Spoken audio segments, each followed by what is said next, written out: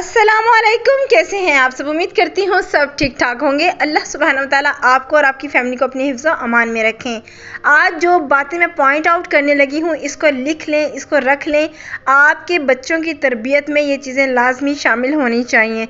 और जो ख़वातीन इन चीज़ों की तरफ तवज्जो नहीं देती, यकीन माने उसको तो पता नहीं होता कि मेरे बच्चों में क्या चीज़ें हैं या नहीं हैं, लेकिन दूसरे लोगों की नज़रों में वो अपने बच्चों को बहुत बुरा साबित कर देती हैं। बच्चे जो हैं वो दूसरों के घरों में जाकर क्या करते हैं, बच्चे जब कहीं बाहर जाते हैं तो क्या करते हैं उनको कुछ पता नहीं होता, क्योंकि उनके बच्चे उनसे डरते हैं। उनके सामने वो ऐसा नहीं करेंगे, लेकिन दूसरों के घरों में जाके उनको कोई डर नहीं होता माँ बाप का। तो इस वजह से वहाँ पर जाकर वो ऐसी ऐसी हरकतें करते हैं जो कि दूसरों के लिए नाकाबिले बर्दाश्त होती हैं। और फिर दूसरे आपके बारे में और आपके बच्चों के बारे में क्या सोचते हैं ये आप मुझसे बेहतर जान सकती हैं। तो यहाँ पर मैं कुछ बातें और कुछ टिप्स आप लोगों को बताना चाहती हूँ, जिसकी वजह से आप अपने बच्चों की तरबियत बहुत ही नफीस कर सकती हैं, जिससे कि बच्चे जब दूसरों के घरों में जाएं तो वहाँ पे आपका नाम रोशन करें, ना कि आपके नाम को मलिया मेट करके वापस आएँ। नंबर 1, जब बच्चे दूसरों के घरों में जाने लगें तो उनको इस बात को समझा कर भेजें कि दूसरों के घरों में जाकर बिल्कुल किसी चीज़ को हाथ नहीं लगाना। और अगर किसी भी चीज़ कोई भी चीज़ चाहिए या किसी को हाथ लगाना है या कोई खिलौना या कोई चीज़ खाने पीने की, तो वो वहाँ से आपने परमिशन लेनी है, उनसे पूछना है या उनसे मांगना है और उनको आपने कहना है। दूसरी बात ये कि बच्चे जब दूसरों के घरों में जाके वॉशरूम यूज़ करते हैं तो उनको आपने समझाना है कि जब वो फ्लश करें, जब वो वॉशरूम करें और बहुत अच्छे से नीट एंड क्लीन तरीके से इस चीज़ को सारा अंजाम दें। माएँ इस तरबियत की तरफ बिल्कुल भी तवज्जो नहीं देती, उनको कुछ पता नहीं होता कि उनका बच्चा दूसरों के घरों में क्या जाके गुल खिला रहा है, वहाँ पे कितना उनको तंग कर रहा है और क्या कुछ कर रहा है। इस तरफ बिल्कुल भी माएँ तवज्जो नहीं देती हैं। और बहुत सी माएँ तो ऐसी होती हैं जब बच्चों को दूसरों के घरों में भेजती हैं तो बिल्कुल ध्यान छोड़ ही देती हैं, कुछ भी नहीं समझाकर भेजती हैं, जिसकी वजह से उनका बच्चा वहाँ पर जाकर उनके नाम को सही मलिया मेट करके आता है।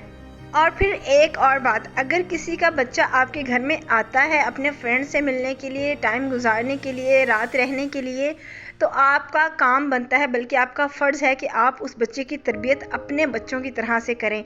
जिस बात से आप अपने बच्चों को रोकते हैं, डांटते हैं, उसी बात पे आप उस बच्चे को भी रोकें और डांटें। तरबियत होती है, चाहे आप करें चाहे उसके पेरेंट्स करें। अगर आपके घर में एक बच्चा आया है तो उसकी तरबियत आपका भी फ़र्ज़ है। आप भी उसको समझा सकती हैं, बता सकती हैं, बजाय इसके कि आप ये सोचें कि जी उसकी माँ ने तरबियत नहीं दी, उसके घर वालों ने तरबियत नहीं दी। आप समझाएं बच्चे को, आप तरबियत दें बच्चे को, कोई मसला नहीं है। बच्चे ने सिर्फ तरबियत लेनी है, वो जहाँ से मर्ज़ी ले। आप बजाय उसके पेरेंट्स को उसकी कंप्लेन करने के, शिकायतें लगाने की, उसकी बुराइयां बयान करने के, आप ये सोचें कि जैसे आपके बच्चे हैं वैसे वो भी एक बच्चा है, उसको समझाना सिखाना वो आपकी ज़िम्मेदारी भी है। और इसी से परेशान बिल्कुल भी ना हुआ करें।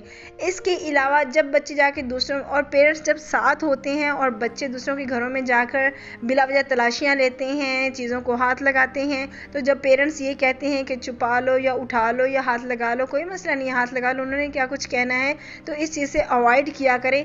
कोशिश किया करें कि बहुत ज़्यादा अपने बच्चों को मना करें कि किसी को हाथ ना लगाएं। और अगर किसी चीज़ को उन्होंने हाथ लगाना भी है या आपका दिल चाह रहा है कि आपका बच्चा इस खिलौने से खेले या कुछ करे, तो आप खुद परमिशन लें उस घर वालों से कि क्या हम अपने बच्चे को ये चीज़ उठाने की परमिशन दे दें या क्या हमारा बच्चा ये चीज़ ले ले। तो इससे यकीन माने आपकी जो तरबियत है वो 2 गुना ज़्यादा हो जाएगी। और ना सिर्फ ये तरबियत आपके काम आएगी, आपके बच्चे के काम आएगी, बल्कि आने वाले फ्यूचर में भी उसको मैनर्स का बहुत अच्छी तरीके से पता होगा।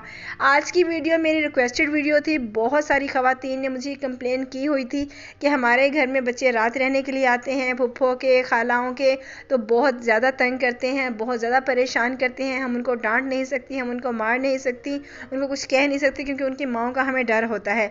और लास्ट में मैं ये कहना चाहूँगी कि ऐसे पेरेंट्स जिनके बच्चे दूसरों के घरों में जाके रहते हैं और टाइम गुजारते हैं, रात रहते हैं, या आप अपने बच्चों को अगर खालाओं, चाचाओं और फुफ्फों के घर में भिजवाती हैं रहने के लिए, तो उन पर उनकी ज़िम्मेदारी भी दिया करें कि आपने इनकी वहाँ पर तरबियत करनी है। कोई चीज़ बुरी लगे तो डांटना है, कोई चीज़ अच्छी लगे तो अप्रिशिएट करनी है, अपने बच्चों की तरह से उसको हैंडल करना है। ये परमिशन भी आप दिया करें कॉन्फिडेंटली, ताकि वो लोग आपसे आपसे भी खुश हों और आपके बच्चे से भी खुश हों।